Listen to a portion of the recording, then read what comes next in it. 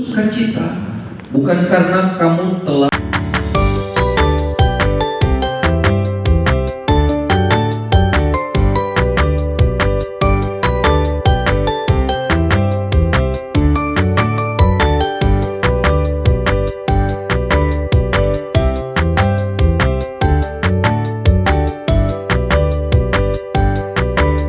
sukacita bukan karena kamu telah berduka cita, melainkan karena duka citamu membuat kamu bertobat. Sebab duka citamu itu adalah menurut kehendak Allah, sehingga kamu sedikit pun tidak dirugikan oleh karena kami. 10 yang keras.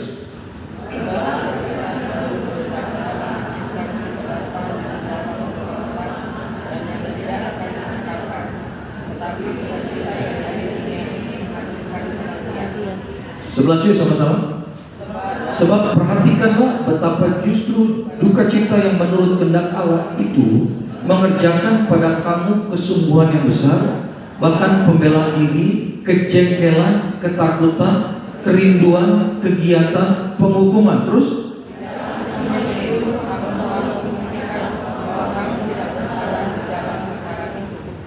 haleluya. Katakan amin yang percaya Bapak Ibu.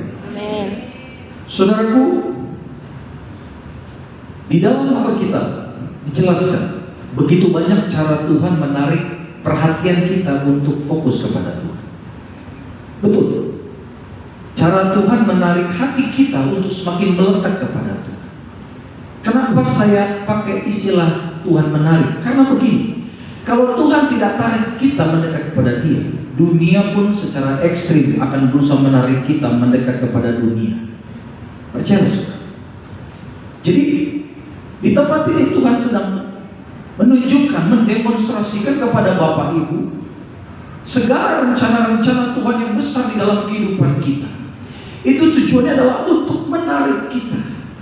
Nah, ketika Bapak Ibu dalam proses ditarik mendekat kepada Tuhan, maka akan ada proses yang namanya kita dibersihkan oleh Tuhan. Katakan, aku dibersihkan. Aku dibersihkan. Tuhan itu api. Katakan amin, saudara. Dia api yang menghanguskan. Apa yang bisa dihanguskan oleh Tuhan? Jadi semakin Bapak Ibu dan saya semakin mendekat, contoh ini kita, ini Tuhan, semakin mendekat, maka apapun yang bisa terbakar pasti terbakar. Dia ini api yang menghanguskan. Jadi segala sesuatu yang bisa dibakar oleh apinya Tuhan pasti terbakar. Dan hal-hal itu pasti berkaitan dengan hal-hal yang ada di dalam karakter kita, hidup kita, saudara. Makanya itu ketika kita ambil keputusan mau jadi anak Tuhan, jangan kaget Bapak Ibu ketika engkau sudah mulai masuk di dalam proses didewasakan oleh Tuhan. Saya rindu mulai malam ini kita menjadi anak Tuhan yang dewasa. Katakan amin. Amin. Amin. Anak Tuhan yang rela hatinya mau dibentuk sama Tuhan. Katakan, aku rela dibentuk oleh Tuhan. Rela dibentuk Tuhan. Karena ketika dibentuk sama Tuhan, seringkali kita tidak mengerti kenapa aku melewati ini. Gitu. Nah, tanpa hati yang rela, tanpa hati yang istilahnya mau kerja sama sama Tuhan, maka cenderung kita akan curiga sama apa yang Tuhan sedang kerjakan. Karena seringkali apa yang Tuhan kerjakan kita nggak ngerti. Maaf ya, kita otak kita segini, saudaraku, mungkin lebih besar bakpao yang dijual di pinggir jalan dibandingkan otak kita untuk mengerti Tuhan yang besar, yang ajaib, yang kudus. Sulit. Itulah sebabnya hati kita harus rela. Amin. Amin. Disinilah fungsi iman. Itu dia. Jadi iman ini kita percaya walaupun nggak ngerti apa yang Tuhan sedang kerjakan, kita tidak tahu apa maksud Tuhan di balik semua ini. Tapi satu hal, aku percaya rancangan Tuhan mendatangkan kebaikan. Amin. Itu sudah. Jadi kita punya pola pikir yang positif kepada Tuhan. Bapak Ibu pernah nggak nekat curiga sama Tuhan? Benar.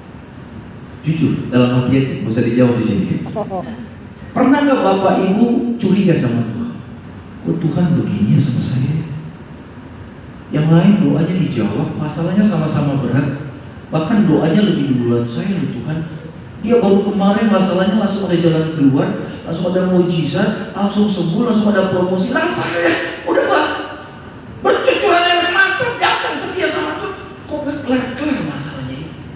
Jangan-jangan. Ayo. Kita harus punya iman, saudara. Amin. Katakan amin. Amin. Sehingga di dalam masa penantian Bapak Ibu untuk menantikan mukjizat, kita menantikan dengan setia. Amin. Karena bagi Tuhan terlalu mudah menjawab doa kita. Ini nggak ada yang bilang amin, saudara. Amin. Saya ulang ya, mungkin Bapak Ibu agak tadi makan mie ayamnya kebanyakan ya kan. Saya ulang Bapak Ibu ya. Menjawab doa kita itu terlalu mudah buat Tuhan. Amin. Betul. Detik ini juga masalah Bapak Ibu yang kita bawa ke tempat ini, kalau Tuhan mau detik ini pun bisa dia jawab. Amin. Tiba-tiba selesai ibadah dapat kabar, Pak, masalah kita kelar. Pak, semua pergumulan yang menghantui kita bertahun-tahun. Bapak ke gereja tadi saya dapat telepon, ternyata udah ada jalan keluar. Bisa gampang sekali betul. Tapi di tempat ini Bapak Ibu, di dalam kehidupan kita di atas muka bumi yang kita nggak tahu berapa lama hidup kita itu dibentuk untuk menjadi serupa dengan Dia. Ini dia saudaraku, target Tuhan ternyata membuat kita anak-anaknya untuk menjadi serupa dengan Yesus. Amin. Makanya itu nggak main-main proses pembentukan. Kita ini bukan kaleng-kaleng, saudaraku. Katakan apa dong? Amin. Bukan biasa-biasa. Tuhan mau kita seperti dia loh. Jadi proses pembentukan itu pasti mantap. Ya kan? Kalau nggak ngerti, udah nangis aja dia bilang Tuhan. Gampang kok. Betul, kunci kamarmu sembah Tuhan. Lihat saudaraku, di tengah tangisanmu mengadu kepada Tuhan, di situ ada pemulihan. Katakan amin. Di situ mengalir kekuatan. Walaupun selesai doa masalah belum kelar, tapi cara pandang kita tentang Tuhan berubah. Jadi Tuhan sedang menarik kita, ditarik saudara. Betul. Nah pada ayat yang ke 10 dikatakan begini. Sebab duka cita menurut kehendak Allah. Katakan duka cita menurut kehendak Allah. Jadi ternyata ada duka cita tetapi maunya Tuhan. Jadi Tuhan gak mau kita cuma diberkati doang. Jadi jangan mau dengar khotbah tentang berkat aja. Katakan amin. Amin. Ternyata ada duka cita menurut kehendak Tuhan. Dalam bahasa Inggris itu lebih keren, dikatakan the godly sorrow. Godly itu benar-benar yang maunya Tuhan. Sorrow itu penderitaan, tetesan air mata, pergumulan penderitaan, tapi versinya Tuhan. Nah ini, lah kalau kita nggak dewasa rohani, gimana mungkin kita bisa mengerti ini? Ternyata ada ini tuh di dalam Tuhan. Ada penderitaan ternyata yang Tuhan izinkan, saudara. Bilang amin dong. Amin. Amin. Ternyata penderitaan itu ada dua. Tadi ayat 10 saya ulang. Sebab duka cita menurut kehendak Allah menghasilkan apa? Pertobatan. Ini dia, menghasilkan pertobatan yang membawa apa Bapak Ibu? Keselamatan. Wow, keselamatan. Dan yang tidak akan disesalkan. Jadi ternyata duka cita yang Tuhan izinkan dalam kehidupan anak-anaknya, atau kalau bahasa lain dikatakan pembentukan, proses pembentukan, di mana daging kita ini diproses untuk dimatikan. Kita menderita, kita luar biasa sakit saudaraku. Ternyata tujuannya supaya kita bertobat. Amin. Dan ujungnya supaya ke surga dan selamat. Katakan amin. Amin. Jahat gak ternyata Tuhan? Enggak. Gak ada. Tuhan tuh bukan Allah yang sembarangan. Ini saya gak ada kerjaan di surga, saya kerjaan dia deh. Kasih masalah, bikin dia nangis, bikin dia stres. Bukan begitu. Justru kita harus punya pemahaman, justru di tengah masalah Tuhan siap menolong kita. Amin. Amin Bapak Ibu. Amin. Jadi ternyata ada duka cita yang Tuhan izinkan datang buat Bapak Ibu dan saya. Ternyata itu proses untuk menarik kita untuk datang dalam pertobatan. Nah kalau yang dari dunia, saya lanjut. Tetapi duka cita yang dari dunia ini menghasilkan apa? Kematian. Kematian. Oh, iya. Kalau duka cita dari Tuhan mendatangkan keselamatan, duka cita dari dunia tujuannya mematikan kita. Yes. Mana yang kita pilih? Saya doa di tempat ini kita pilih diselamatkan Tuhan. Amin. Amin. Jadi duka cita ini setan bisa pakai untuk membuat kita mati, saudara. Mati apa? Iman kita. Mati kita nggak ke surga, bisa juga. Tapi ternyata seringkali Tuhan izinkan duka cita itu datang. Ternyata proses pembentukan kita untuk mengalami pertobatan. Nah, coba Bapak Ibu renungkan dengan hati yang jujur. Penderitaan apa yang pernah Tuhan izinkan terjadi dalam kehidupan kita? Coba. Apa definisi dari penderitaan? Penderitaan itu adalah masalah atau beban pergumulan yang terjadi di dalam kehidupan kita dan mengambil kenyamanan kita. Pernah nggak kenyamanan Bapak Ibu terusik? Halo? Pernah ya? Semua kita pernah kalau kita jujur. Pernah. Apa saja yang bisa menyebabkan kenyamanan manusia terusik? Sakit penyakit, masalah ekonomi, masalah keluarga, masalah anak-anak.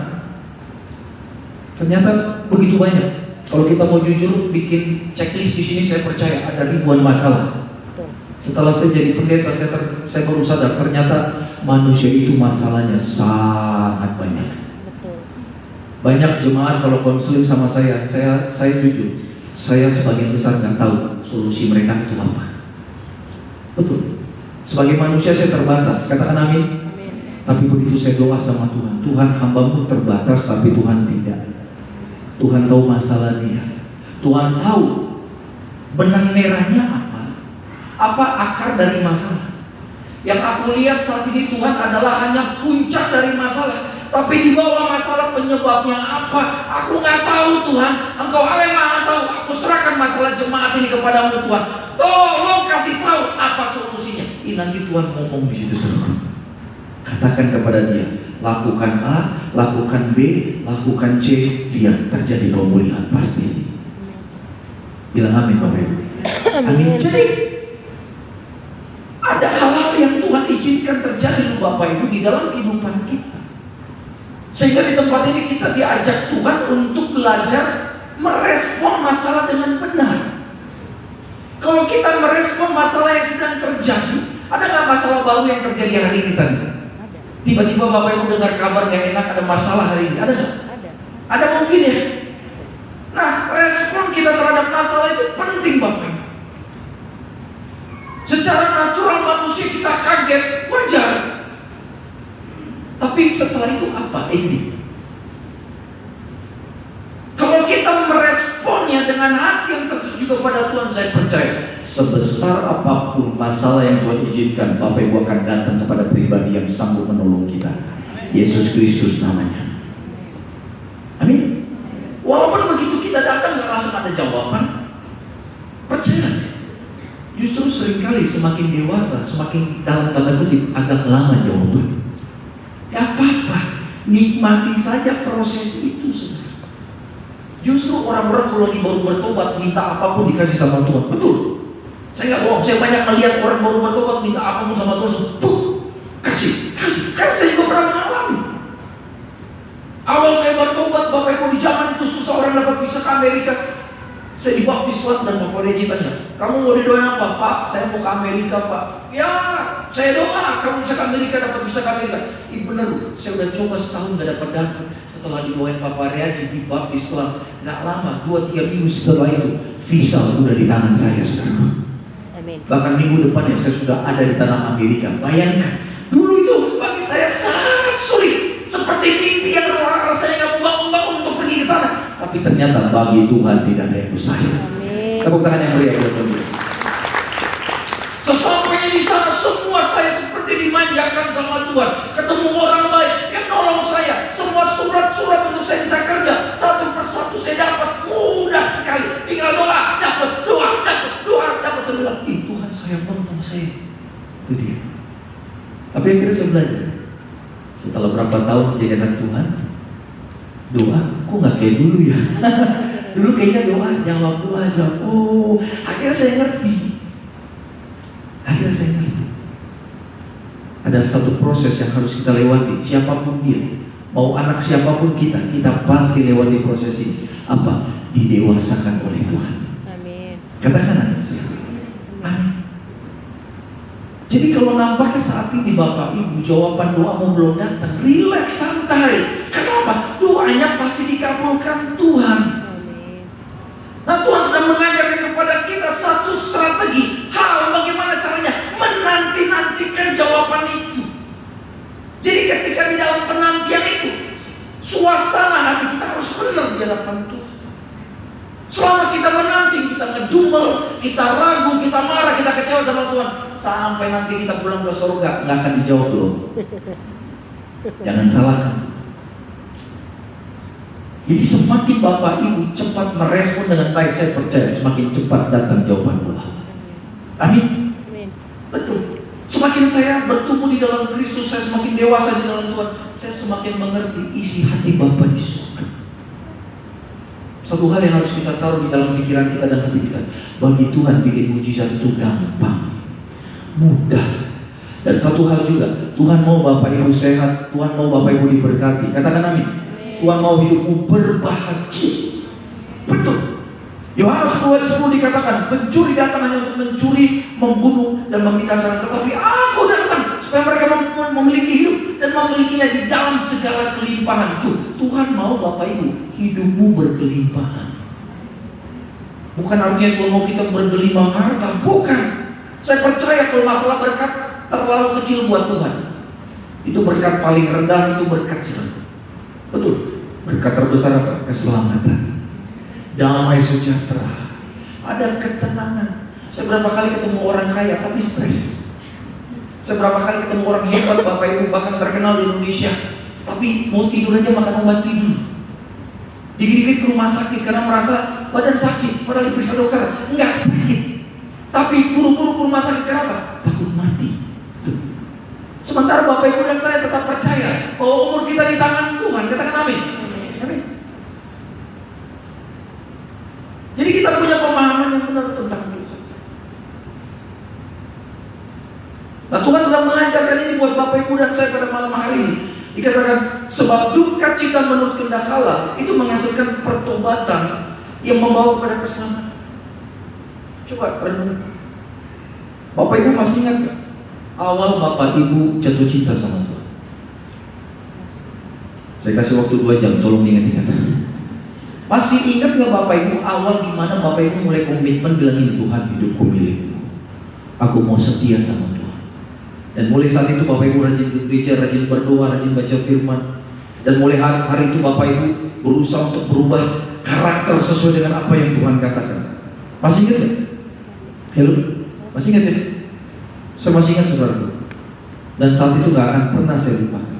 Saat dimana saya masih di kampus kuliah, rambut masih gondrong, masih segini rambut, anting masih banyak di sini, kiri kanan pakai anting, bahkan pakai di sini. Wow, dulu Bapak Ibu lihat saya pasti ngeri.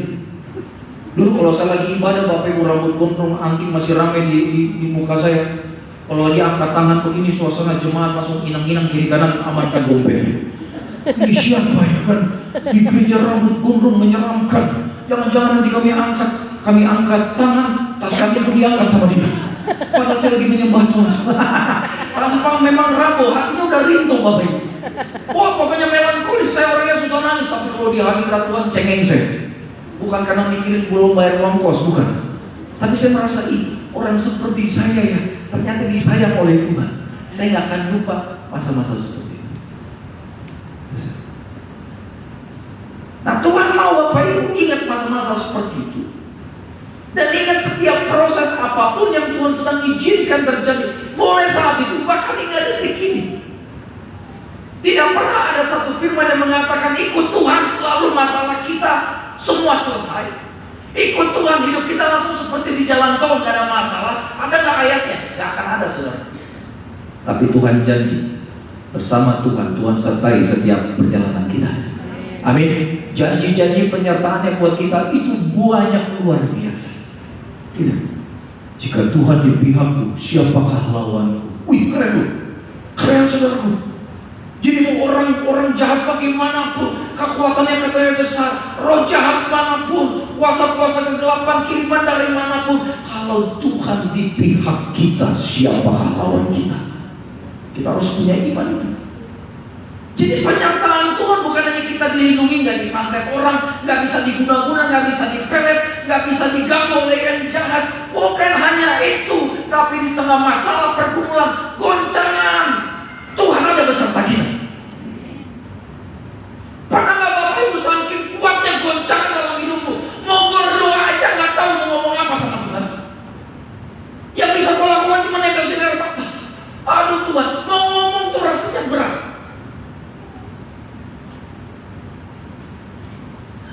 Kalau udah pernah rasain berarti sudah pernah melewati satu proses yang luar biasa bersama Tuhan. Amin. Kalau engkau sedang di tengah proses seperti itu, bertahanlah. Ada Tuhan di sampingmu, saudara. Amin. Betul, betul. Nikmati proses itu, karena proses itu ternyata Tuhan sedang menarik kita untuk dekat sama Dia. Tanpa kita sadari, setiap kali kita datang terdengar tetesan air mata, di situ Tuhan sedang peluk Bapak Ibu. Dia sedang dekat luar biasa. Dia nggak jauh, engkau dipelukan Dia. Bahkan kita berkata, Tuhan menatang air mata kita, dikirbatnya. Setiap tetes air matamu diperhitungkan oleh Tuhan. Saya selalu dan masih ingat setiap proses-proses yang Tuhan izinkan dalam kehidupan saya, dan saya tidak akan lupa. Bukan karena saya kepahitan, no. Saya akan selalu ingat di tengah masalah seperti itu pun Tuhan menyertai saya. Jadikan itu modal untuk menjalani kehidupan di atas muka bumi ini. Tidak ada kepastian saudaraku di luar Yesus. Yang bisa memberikan kepastian hanya Yesus. Katakan amin. Amin. Bahkan di sini dikatakan penderitaan yang dari dunia itu tujuannya adalah kematian. Real. Jadi orang yang di luar Yesus, kalau dalam masalah, ujung-ujungnya setan akan membuat dia mati, saudara, tanpa pengharapan. Artinya, mau orang percaya Yesus maupun orang menolak Yesus akan sama-sama mengalami penderitaan. Tapi bedanya, kalau bersama Yesus ada solusi kemenangan, di luar Yesus hasilnya kematian. Pilih mana, saudara? Saya doa di tempat ini, Bapak Ibu tetap percaya bahwa penyertaan Yesus sempurna. Amin. Percayalah. Mungkin banyak hal-hal yang Bapak Ibu sudah tahu. Kenapa Tuhan? Mulai hari ini jangan tanya kenapa lah sama Tuhan. Karena pasti seringkali gak dijawab sama Tuhan. Betul. Pernah gak Bapak Ibu tanya Tuhan, kenapa aku dalam masalah ini? Coba jujur, dijawab gak sama Tuhan? Kadang ya. Tapi kalau kau tanya Tuhan, aku dalam masalah ini, tolong Tuhan, tujuannya apa? Apa yang sedang kau sampaikan dan buat aku lewat masalah ini? Nanti pas Tuhan ngomong, saudara. Tuh. Jadi pertanyaan yang simpel itu nanti akan mengubah cara pandang kita tentang Tuhan. Kalau kita kebanyakan tanya, kenapa Tuhan? Kenapa Tuhan? Maaf ya, itu pertanyaan anak kecil. Anak kecil aja kalau disuruh tidur siang, kenapa? Benar? Makan nak, kenapa makan? Nah, udah tahu buat perut dia, masih dia tanya kenapa makan. Mandi nak, kenapa mandi? Nah kalau Bapak Ibu bilangnya begitu terus sama Tuhan, kapan dewasanya? Saya lihat tegang semua muka Bapak Ibu sini. Saya doa Bapak Ibu makan firman ini, katakan amin. Amin. Betul. Kalau Bapak Ibu makan, terima ya. Dengan kerendahan hati bilang, Tuhan, firman-Mu, firman itu untuk aku Tuhan. Jangan bilang, aduh sayang istriku gak ikut. Kalau dia ikut cocok buat dia ini. Aduh sayang menantuku gak ikut malam ini. Padahal cocok banget buat dia. Padahal Tuhan lagi ngomong buat dia, sudah.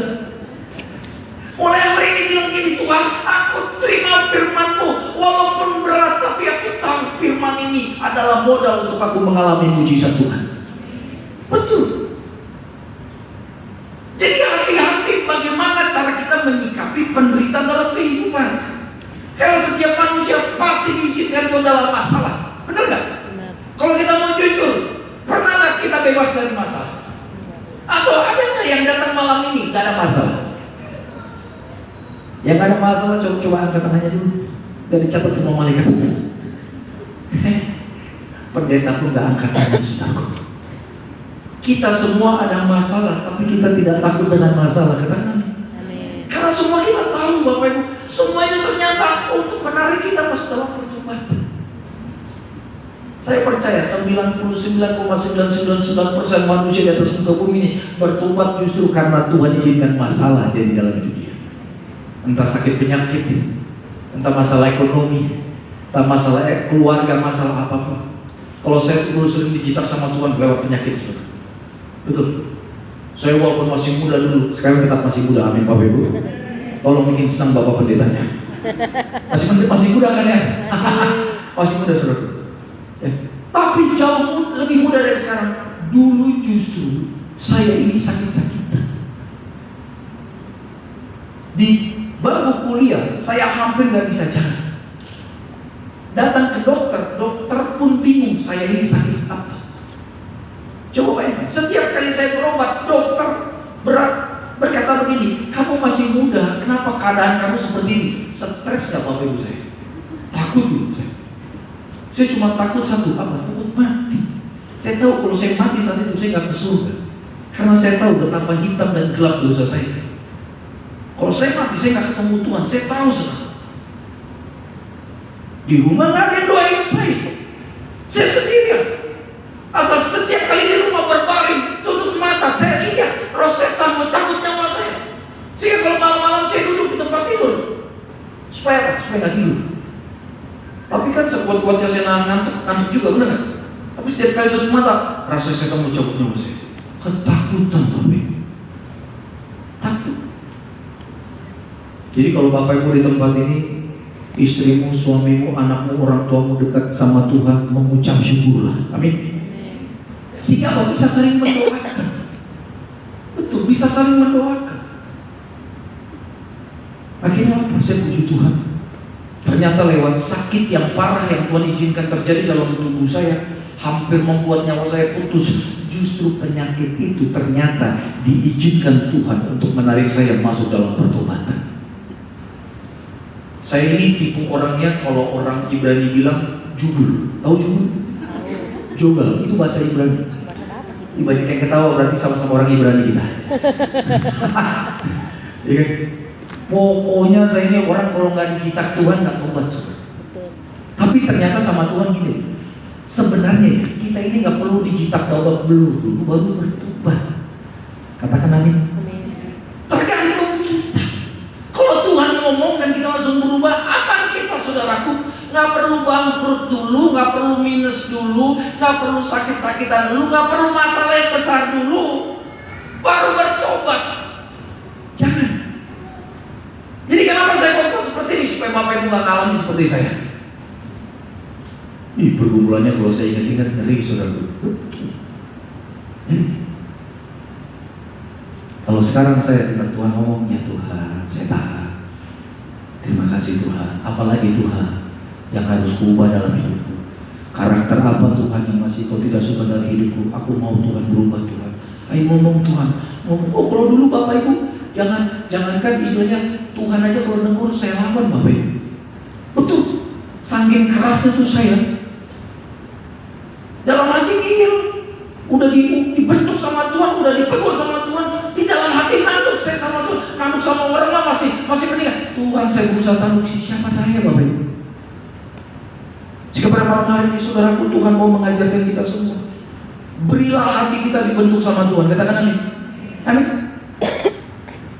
Kalau tidak ada Tuhan yang mengizinkan kita untuk mengalami penderitaan yang dari Tuhan, sulit untuk kita masuk dalam pertobatan. Karena itu Bapak Ibu harus punya cara pandang yang baik tentang Tuhan. Nah, pada Roma 8 saudaraku ayat 28. Roma 8 ayat 28 saya akan bacakan. Roma 8 ayat 28 dikatakan begini. Kita tahu sekarang bahwa Allah turut bekerja. Katakan turut bekerja dalam segala sesuatu. Untuk apa? Mendatangkan kebaikan bagi mereka yang mengasihi Dia, yaitu bagi mereka yang terpanggil sesuai dengan rencana Allah. Itu Yesus. Dikatakan begini, Allah turut bekerja dalam segala sesuatu untuk mendatangkan kebaikan. Tuhan sedang kerjakan, dan kelihatannya mungkin ada hal yang baik, ada hal yang tidak baik, ada hal yang sangat menggentarkan kehidupan kita, ternyata tujuannya adalah untuk mendatangkan kebaikan. Ujung-ujungnya adalah kebaikan. Mungkin saat ini kita lagi stres karena di masalah itu, lagi bingung, lagi takut. Pernah nggak Bapak Ibu saking takutnya kok dalam masalah, malam-malam tiba-tiba kok bisa bangun jam 3 subuh, dan bangun ketakutan luar biasa karena mikirin masalahmu itu. Seakan-akan masalah itu mau menelan kita, saudara. Seakan-akan kita mau tenggelam karena masalah itu. Mulai hari ini punya cara pandang yang benar tentang masalah. Sebesar apapun ombak yang sedang datang saat ini dalam kehidupan Bapak Ibu, keluarga, pribadi, saya mau katakan, ujungnya adalah kebaikan. Yang paham, katakan amin. Amin. Sehingga Bapak Ibu mulai hari ini tidak akan pernah curiga.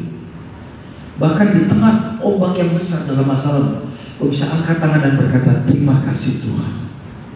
Di tengah masalah ini Tuhan tidak tinggalkan aku sendirian.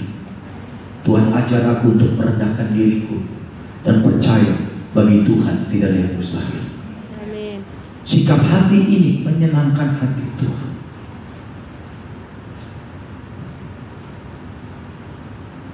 Jadi Bapak Ibu bisa dalam posisi kau diam, ternyata posisi itu menyenangkan Tuhan. Apa?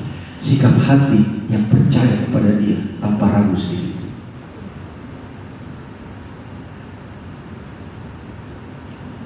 Nah, karakter ini karakter yang mahal.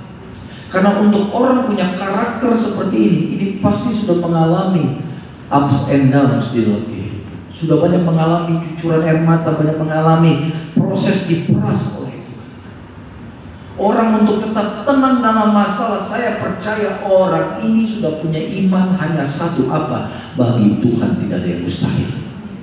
Dia tidak takut oleh apapun. Dia tidak takut mendengar kabar tentang masalah dia. Dia tidak takut mendengar apa perkataan orang tentang masalah dia. Dia tidak takut melihat masalah dia dengan mata dia. Karena dia percaya Tuhan yang dia sembah, yang menyertai dia, akan memampukan dia untuk menyeberangi, bahkan menyelesaikan masalah dia satu persatu. Amin Bapak Ibu. Gak perlu. Ini satu kualitas yang sangat mahal. Dimana untuk punya kualitas brilian seperti ini, pasti sudah mengalami penyertaan Tuhan yang dahsyat dan ajaib. Dan orang-orang seperti ini biasanya bersama Tuhan, bukan hanya Bapak Ibu dia jarak dekat dengan Tuhan, tapi dia gandengan dengan Tuhan. Dia ada di pelukan Tuhan, sampai saking dekatnya dalam dekapan Tuhan, detak jantung Tuhan pun dia dengar, saudara. Anak saya 4. Banyak juga ya. Banyak anak, banyak berkat. Anak saya 4. Saya selalu ingat, setiap anak saya punya karakter masing-masing beda-beda.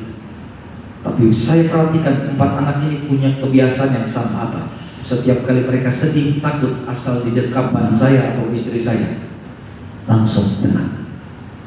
Ternyata saya membaca sebuah buku adalah ketika anak kecil mendengar detak jantung orang tuanya, dia bisa merasakan keteduhan. Katakan amin. Amin. Jadi saya mau katakan Bapak Ibu, tempat paling aman bagi Bapak Ibu dan saya adalah di dalam dekapan Tuhan Yesus. Amin. Punya target engkau bisa dengar isi hati Tuhan. Di dekapan orang tua kita bisa dengar detak jantung dia. Di dekapan Tuhan Yesus kau bisa dengar isi hati Tuhan. Tuhan akan bicara kepadamu dengan sangat lembut dan kau mampu dengar. Sekitarmu bising, sekitarmu orang banyak yang ketakutan, tapi Tuhan berbicara dengan bisikan, aku bisa dengar, nangkap pesan Tuhan. Ini dahsyat. Ini satu hubungan yang mahal, satu hubungan yang tidak bisa dibayar oleh uang. Sebanyak apapun uang kita punya untuk punya hubungan dekat seperti ini, kita sogok Tuhan, it's not gonna happen, gak akan pernah terjadi. Hubungan ini hanya bisa dibayar ketika kita komitmen hidup di dalam kebenaran. Amin. Dan mempercayai Tuhan siang dan malam. Jadilah orang-orang Kristen yang dewasa, saudara. Orang-orang yang hubungannya intim sama Tuhan seperti ini, saya percaya hidupnya penuh kuasa.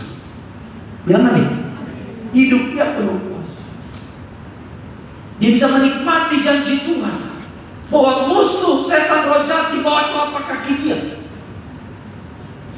sehingga tidak ada yang bisa membahayakan dia. Tuhan yang katakan tidak akan ada yang bisa membahayakan kita. Kenapa? Karena semua roh jahat itu di bawah telapak kaki orang percaya. Bapak Ibu percaya nggak setan di bawah telapak kaki kita? Di bawah telapak kaki Bapak Ibu artinya apa? Setan tidak bisa menyerang kita, saudara. Di luar banyak orang Kristen masih bisa disantet. Di luar masih banyak orang Kristen masih bisa dipelet. Sekarang pelet itu bukan hanya menyerang orang-orang yang single, udah menikah pun dipelet. Betul. Yang tadinya cinta luar biasa kepada pasangan, dia tinggalkan pasangan hanya karena orang. Pertanyaannya, kok bisa orang Kristen digituin? Padahal Tuhan yang bilang, roh yang di dalam kita apa? Lebih besar dari roh yang ada di dunia ini.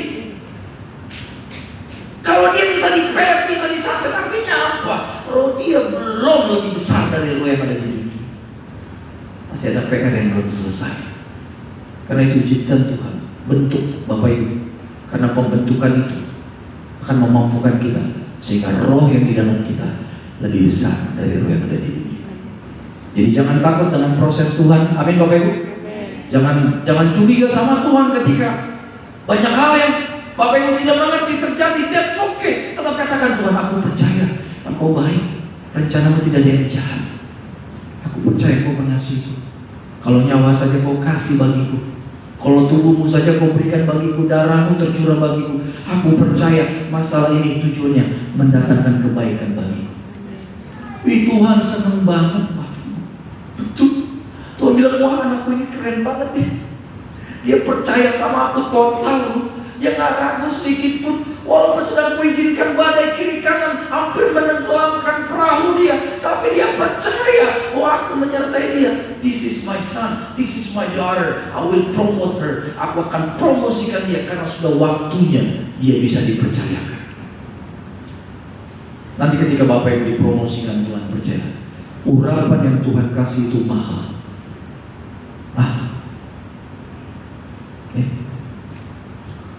Kau punya uang 1 triliun, kau sogok Tuhan untuk dapat urapan mengusir setan, gak akan jadi.